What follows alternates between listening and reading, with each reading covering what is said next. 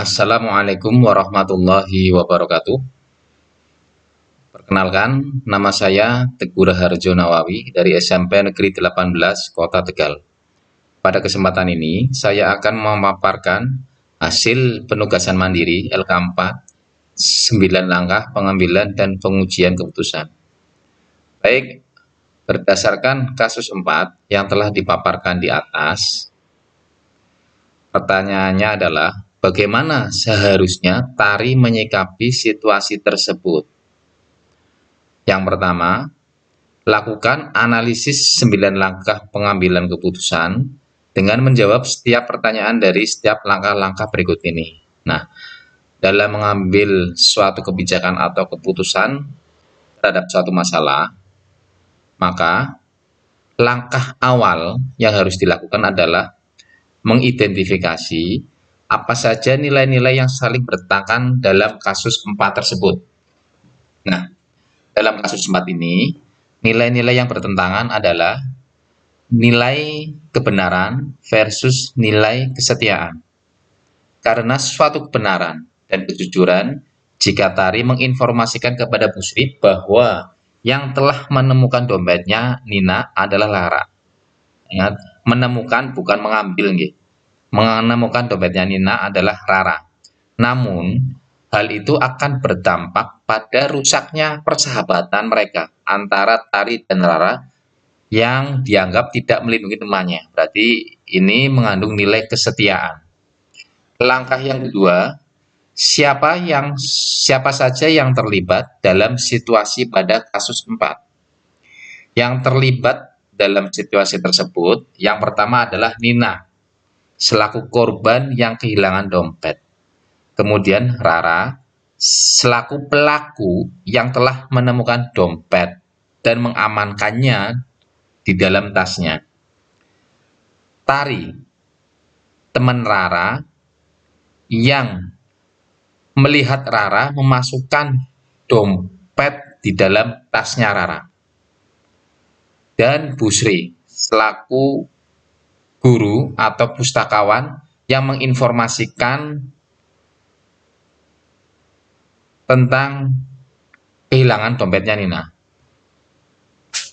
Baik, kemudian langkah yang ketiga, fakta-fakta apa saja yang relevan dengan situasi pada kasus 4.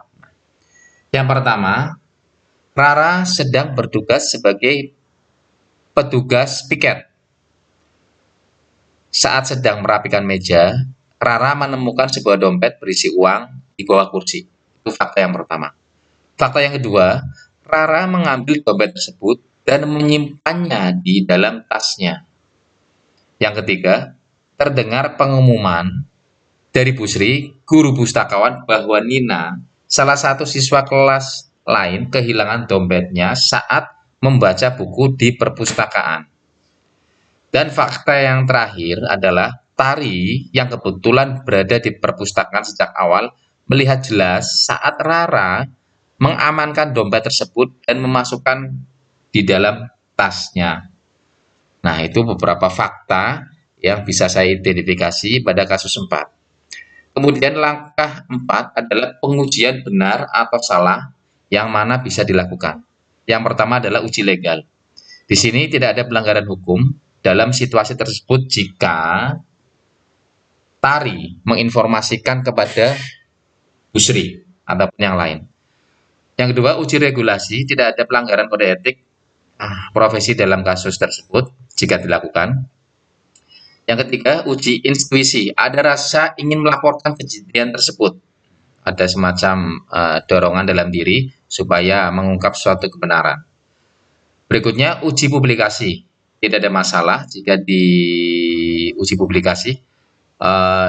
Jika disampaikan kepada umum mungkin bermasalah ya, ini ada ralat publikasi.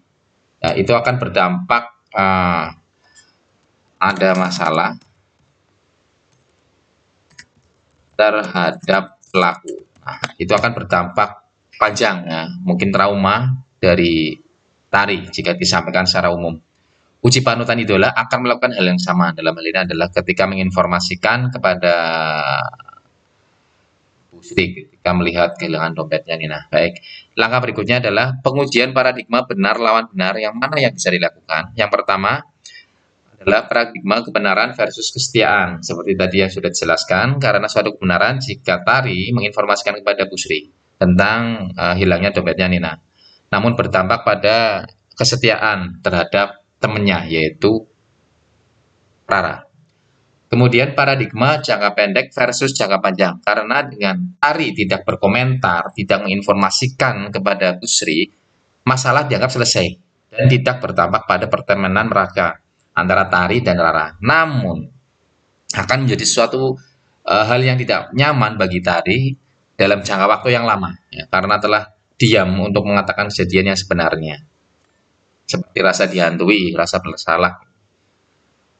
Langkah 6 adalah prinsip resolusi yang mana yang bisa dilakukan, yaitu prinsip berpikir berbasis rasa peduli, karena dengan kejadian tersebut menimbulkan rasa empati kepada diri Nina jika hal tersebut terjadi pada diri kita. Nah, Kemudian langkah 7, adakah opsi lain atau opsi trilema yang lebih kreatif, adil, dan bijak yang bisa dilakukan?